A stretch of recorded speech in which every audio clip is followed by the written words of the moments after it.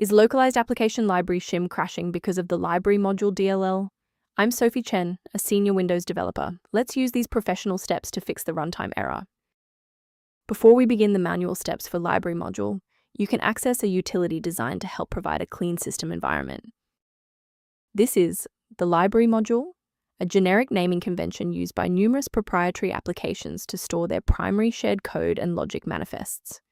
It is common in specialized industrial software or legacy database tools.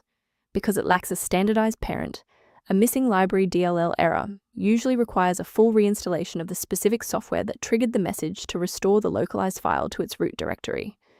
Since we've covered what this file is, let's move to the primary fix. Library is a restricted library bundled with the Localized Application Library shim engine, and the most reliable recovery method is to run the setup for the host program, giving the error to refresh the internal files.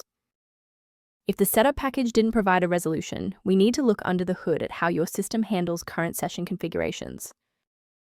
A standard reboot clears out temporary memory conflicts and gives the Windows loader another chance to properly register the library module component during startup. Before you restart, bookmark this video or hit the like button. It makes it much easier to find this tutorial in your history so you can pick up exactly where we left off. Restarting is our first line of defense. Since that didn't clear it, we'll dive into more specific settings in step 3, and if you need to pause the video to catch up, go right ahead. If the restart didn't fix the library error, we need to manually repair the specific C++ redistributable package. First, go to Control Panel, then select Programs and Features. Second, find every Microsoft Visual C++ redistributable, 2005 through 2022. Third, right-click each and select Change, then select Repair. If that fails, download the latest all-in-one VC++ redistributable package from Microsoft's website. Please note that for DLL files with numbers, the number tells you which version to repair.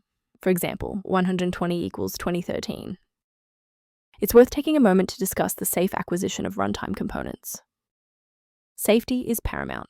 Never attempt to replace library module DLL with binaries found on unverified download portals that lack quality control and often distribute files incompatible with modern Windows security updates.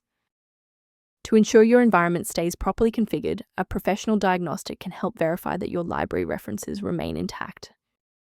For users seeking workflow improvements, the utility below references maintenance concepts related to library module. If this engineering-focused approach to fixing library module was helpful, please like the video and subscribe to stay updated on Windows security protocols.